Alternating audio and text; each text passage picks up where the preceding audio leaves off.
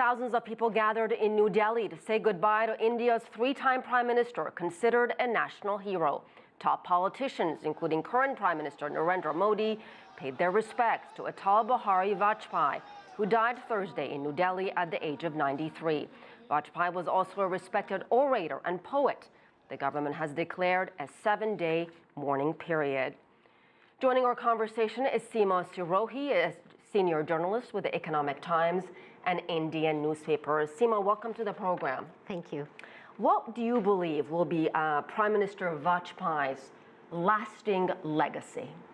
Well, in terms of foreign policy, I think the most important thing he did was to conduct nuclear tests in 1998.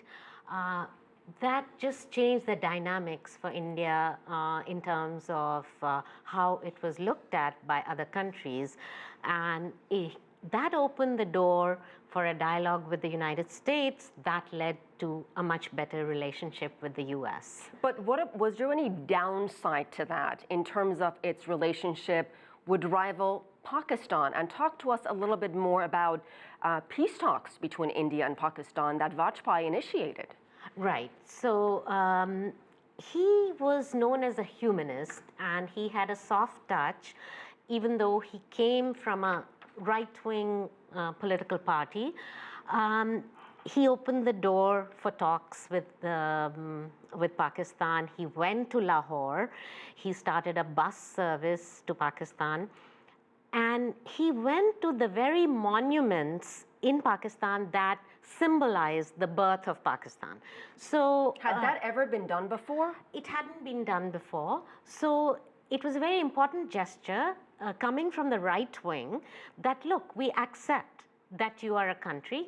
There is no question about it, etc. So that was very important. But in terms of what he got in turn was the Kargil War.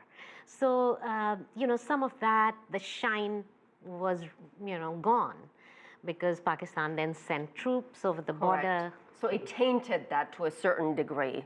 Yes. So then it seemed like people thought, was he too naive? But I don't think so. I think. Let me, Seema, tell you a tweet that Prime Minister Narendra Modi posted, I believe, this week. He said, Vajpayee said the foundations for strong, prosperous, and inclusive India in the 21st century.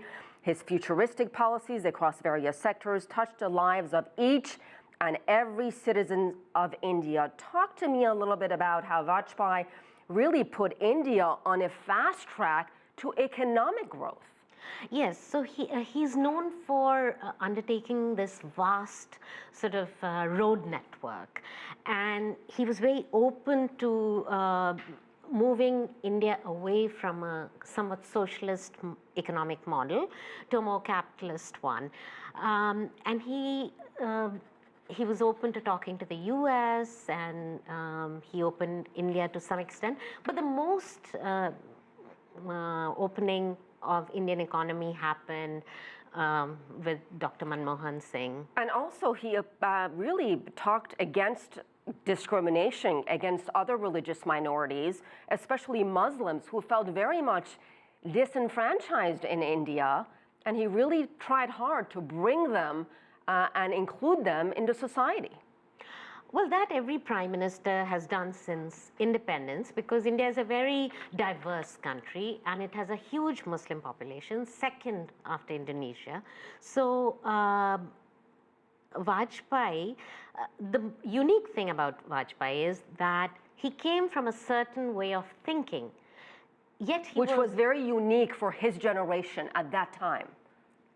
No, what I mean is that he came from the right, where the Hindu majoritarian thinking is more sort of the party line, but he had a vast enough vision, large enough vision, that he wanted to govern the country with a more, in a secular manner and include everyone. All right, we'll leave it there. Seema Sirohi, thank you so much.